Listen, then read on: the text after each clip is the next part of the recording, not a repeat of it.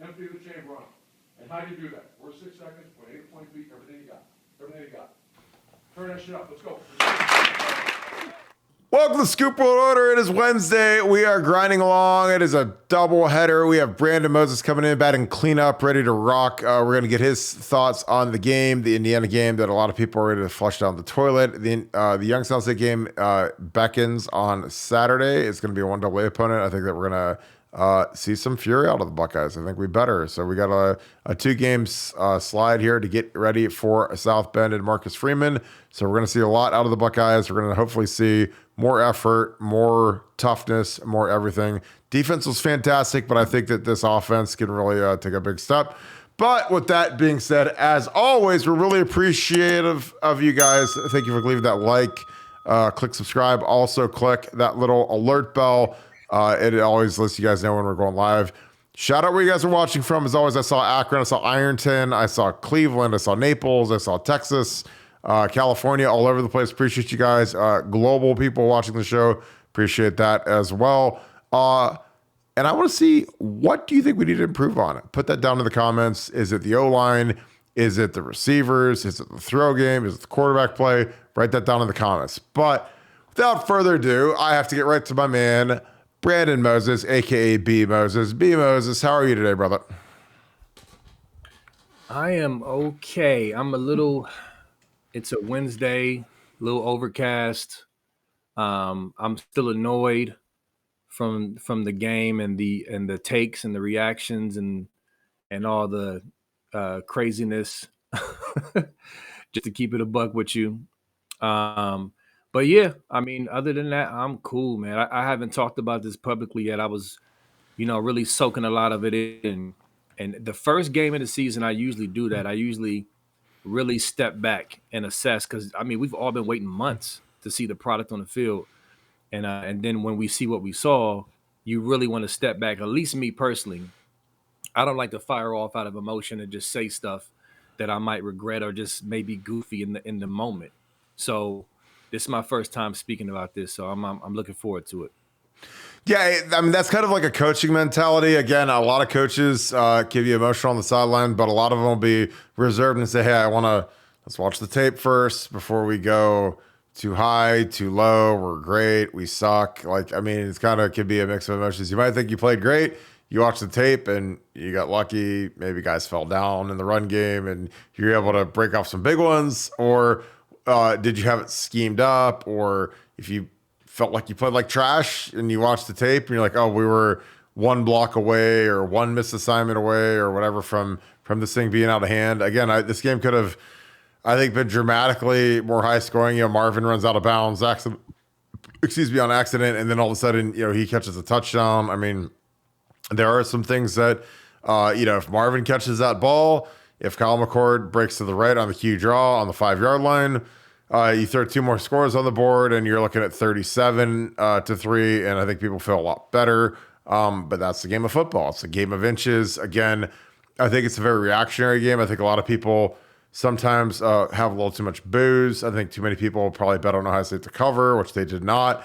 And then that just incites the vitriol to a different level, something that a lot of people aren't used to, but I've lived it for a long time as a player and a coach. And I know that our fans get very passionate on game day. They get very drunk on game day. And we don't cover the spread. They get very angry on game day, a little bit more angry than they probably normally would be if it was just a normal football game.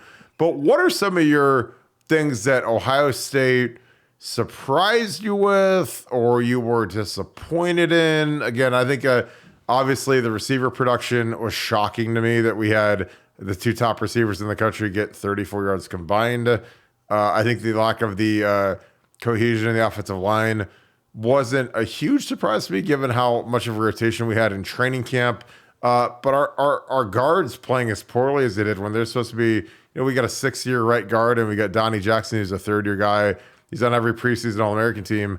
They were terrible. And again, what I'm saying is not me being a hater. I root for Donnie more than anybody in the universe because he wears 74. He wears my jersey. So you have that little kinship going there. But, what I'm saying to Donnie, I'm sure Justin Fry said to him. I'm sure that Ryan Day said to him. It's not acceptable when you're a preseason All-American to play as poorly as he did to frankly play with as little power and to get bounced around as much as he did. And Donnie's a great kid. I mean, he is strong as an ox, fantastic athlete. But where are you at? I mean, again, you watched the game probably a couple times. Where are you at with it all, B. Moses? Yeah, so I've watched the game an ungodly amount of times. TV copies, but also got my hands on the all 22, and also and watched your breakdown as well. I've literally been diving into this in many different ways over the past few days. And so there's frustration there, but there's also the relief that I know it sounds cliche, but this is all fixable. That relief. It's frustrating to see, especially from a guy like Donnie Jackson, who's a veteran, who we've seen play well, even against Georgia, the likes of Georgia, we've seen him play well. But to see the confusion and the lack of execution on the offensive line to me was probably the most frustrating out of anything I saw in that game. And that includes Kyle McCord, that includes whatever. It was the O line, seeing your breakdown, seeing other breakdowns, just watching the film, and then looking and finding out, oh, that was a scheme. Oh, they were supposed to block him. Oh, Stover was supposed to block him. And it's just like, why is there so much confusion, especially from our veterans? With that said, give Indiana credit. They had a whole offseason with a good D coordinator who was here last year. They got some good players. Indiana's not great, but they have some guys, and they did a good job of taking advantage of our mistakes. And so, you know, uh, I just want to see the improvement going into next week. Because here's the thing: people are going to say it's just Youngstown State. I know it's just Youngstown State. But on film, and Kirk, you can attest to this, just from film, if you can actually see your guy correcting a mistake, even if it is a little guy from Youngstown State, he actually hit his correct assignment. That's the key. Like, can you at least go where you're supposed to go? Even if it is Youngstown State, I want to see more cohesion with the line and awareness and understanding of your assignment. And so that was my biggest thing.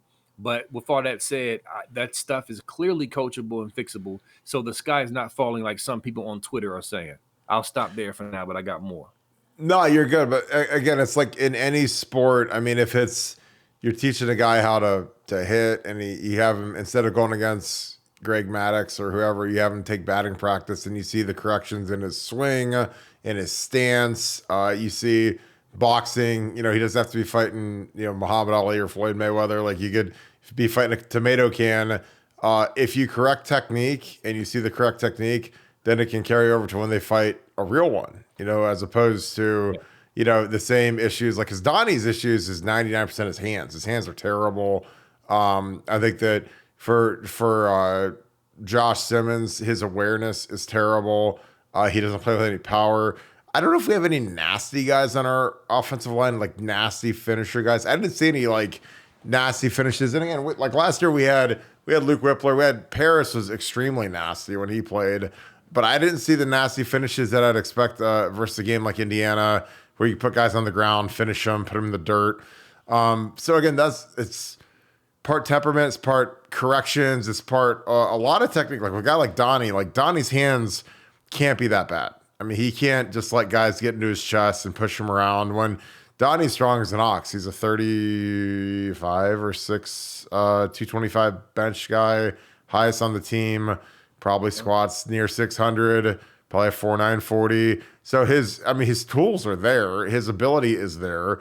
I mean, if you just put him in the draft today, he'd probably go in the second round just off of his tools. But his technique is not there, and that's something that, NFL coaches would say, I can work with that kid. I can fix him and get him ready. But, Donnie's got to be a butt kicker. I normally say the A word. I'm going to try to get demonetized on YouTube, but he's got to be a butt kicker. He can't just be absorbing blocks and some of it's, Carson Hinsman, on some of those the short side stretch plays. I mean, he's got to get rolling. I mean, when you got a 3 technique that short side, you got to get rolling. I mean, he's got to go take that linebacker that's running through, and you got to get on your horse. Nick Mangold used to love that play, because you got to be a real one to go get there. You got to be a pound C, or you got to be like one of the real ones to go get there. It's a ballsy block. You got to have a lot of confidence, a lot of speed to get there, but it can be done. And if you push it all the way through and you get it done, there's a gaping hole on the backside versus that kind of stuff. So again, Carson, first career start. It was absolutely idiotic they didn't play at all last year. I think that, another thing is, like, at the end of this game, not playing the second O line for the last 3 plays when there's a minute 44 left, like, that was idiotic. But that's kind of like what we do. We don't run any backups in ever, so it's kind of silly. But what other thoughts did you have, B. Moses, as we kind of grind through this thing? Hopefully this is the last time I ever have to talk about this game again, because I'm ready to flush it down the toilet. But what are some of your other thoughts that you had from this Indiana game? Yeah. So, well, real quick, and I'll get into that. I'll say this: watching the game, I did see some improvement in the second half from the O line. They weren't perfect, but they improved. Even Josh Simmons isolated, 1-on-1, because there was a lot of times he got help because we had a lot of heavy looks, 3 tight ends, 2 tight ends, whatever. So he had help a lot of times. But when he was isolated in the second half, I saw some plays where he actually, showed good technique, stoned his guy. That was encouraging. So there was even improvement in the second half from the O line. But I also wanted to say that, and I said this to my guy during the game. The game plan seemed very fall practice-y. It seemed very, let's work on this stuff. Let's work on this against Indiana, against an overmatched opponent on the road, and see what we can do. I mean, that's basically what it looked like. I think people were kind of spazzing, like, the game plan. This is not the game plan that's going to be throughout the season. This is not that's not our identity. We were clearly working on those things because it's still been an issue. Short yardage, picking up first downs on short yardage, goal line. That's something Ryan Day is going to be hell-bent on trying to correct and improve. And clearly they train him at fullback in that I formation look in the red zone. And I do see that there's something there, and I like that. So pivoting, speaking about train him, I told y'all last year that people were complaining on my page on the internet about why Hayden didn't get more carries against Scum, right? And I kept saying, you're worried about the wrong things. Why didn't Chip not get more carries against Scum? He averaged 6 yards per carry against Scum, and he looked good, and we stopped giving him the ball. Now we're seeing again his capability. Not only is he physical, can run downhill, he can read the blocks, he can bounce it out with speed. I mean, like, the dude is nice with it. So I was very happy to see Chip get off. But I will say this as well. I've heard comments about Trey Henderson. Listen, like I said, I've rewatched this game. I've lost count.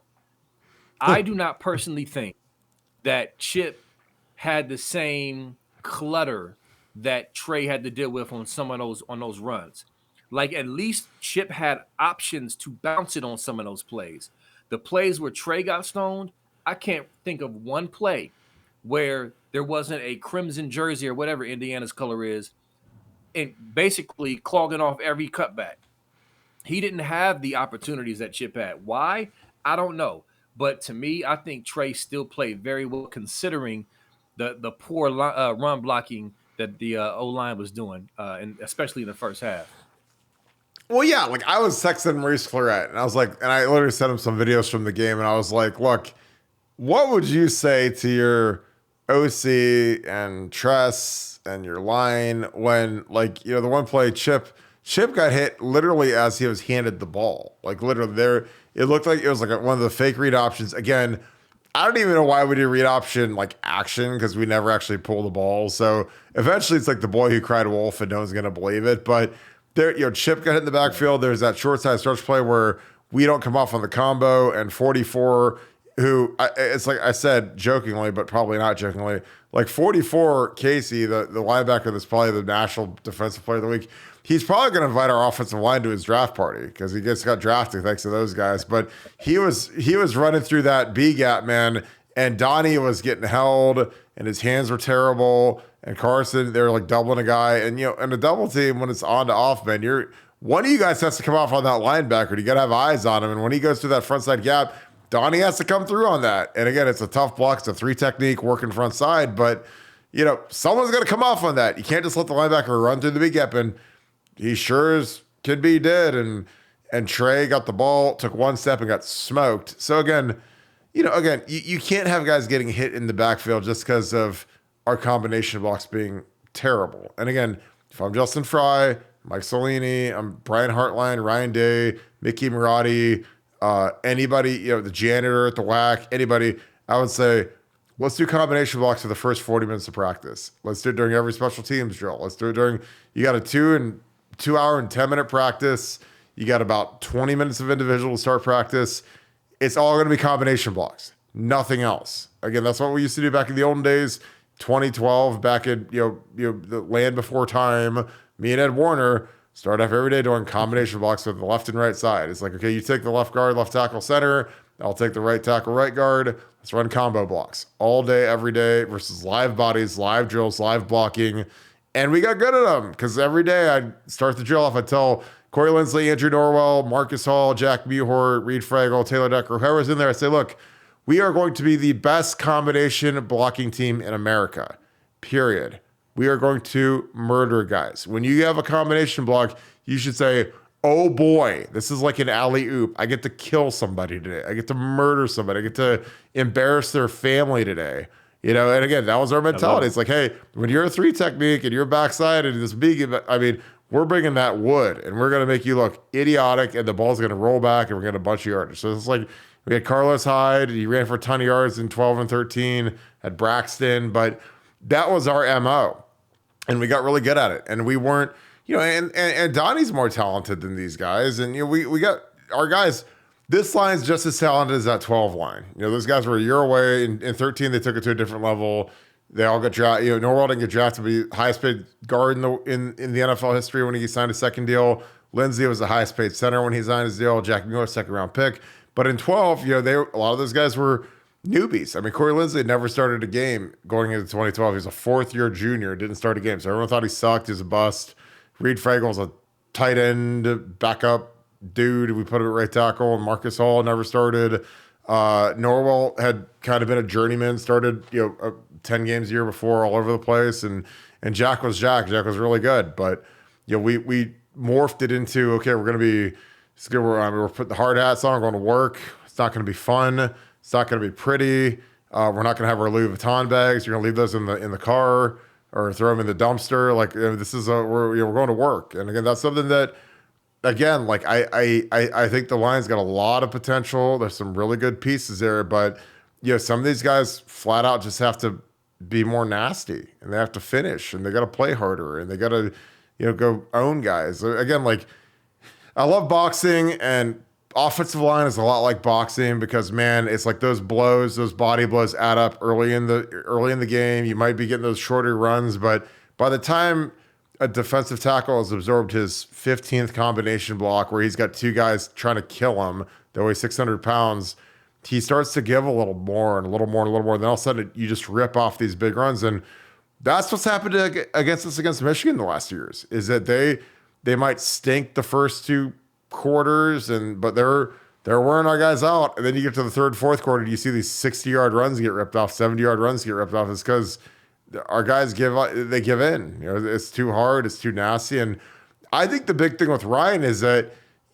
why are we in 2 tight ends and 3 tight ends and all these kind of funky deals?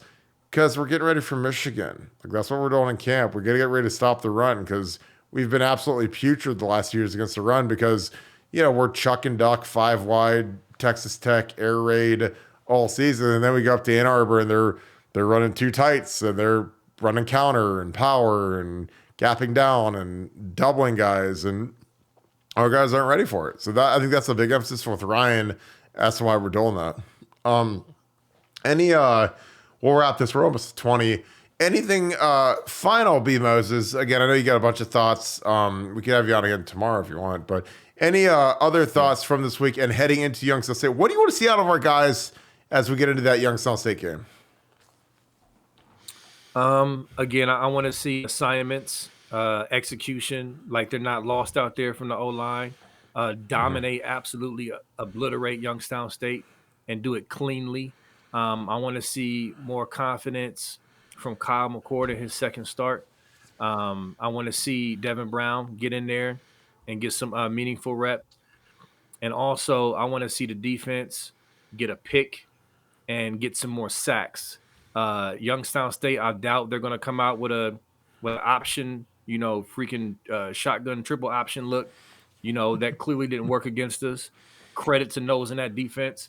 So we should be able to tee off and name our number of sacks, get a pick, something. And the defense, I know we don't have time, but the defense, listen, do not downplay how great the defense was in this opener.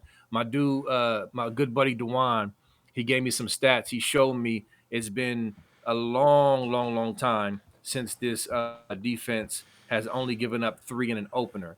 I mean, back to 2013, it's about an average of about 20 points given up in the first game, in the opener.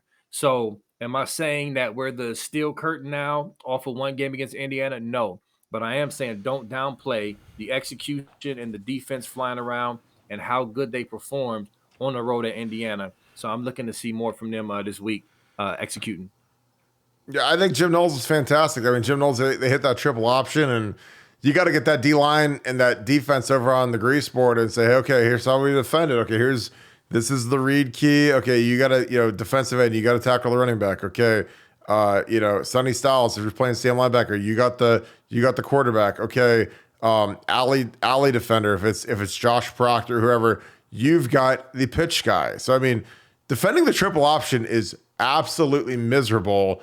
And Jim Knowles, thanks to a very smart defense, a bunch of guys that were flying around, where they were able to neutralize it. Again, when we played the triple option in 2014 against Navy, they ran for 370. Mm-hmm. And that was a team that we practiced against all month. All month they're getting ready for the triple. Then you've got that 10-day window where you get ready for the triple when you break camp. And they ran for 370. And their athletes weren't as good as Indiana, but they shredded us. They made us look terrible. So, again, I was thought there Jim in Knowles, Baltimore, by the way.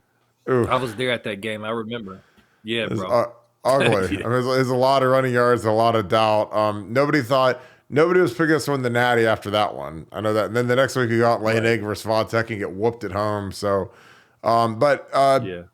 Brandon, any final thoughts? We'll wrap this thing as we get into Youngstown State week a little deeper. Any final thoughts to let this thing go with? Yeah, my final thoughts are I think it was the homie Josh Pate who said, who had the quote about, what do you say? Fools make, after week 1, fools come to conclusions and wise men make observations. And so basically it's just, listen, y'all act like y'all haven't seen college football before or a season of college football.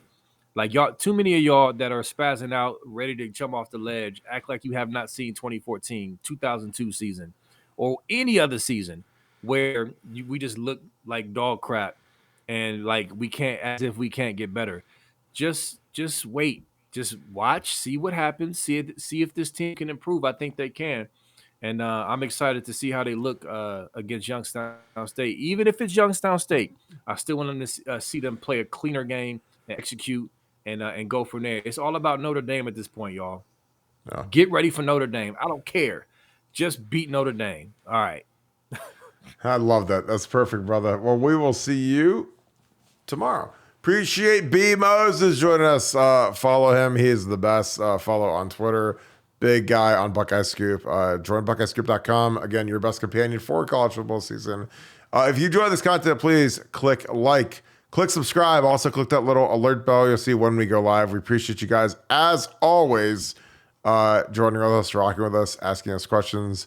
Comment, where are you guys from? Shout out where you guys are watching from. And also comment, what do you want to see out of this Youngstown State game? What do you want to see developed? Do you want to see more Devin Brown? Do you want to see more Brandon Innes? Do you want to see Jaden Ballard playing offensive snap? There's all kinds of things to look for this game. So we appreciate you guys, as always, tuning in. Thank you so much, Buckeye Nation, and thank you, Scoop family. I'm going to talk to you guys tomorrow. Be on BuckeyeScoop.com all night. NFL season kicks off tomorrow. So we are here. We are knee-deep in football season. Let's go. Talk to you guys tomorrow. Go Bucks.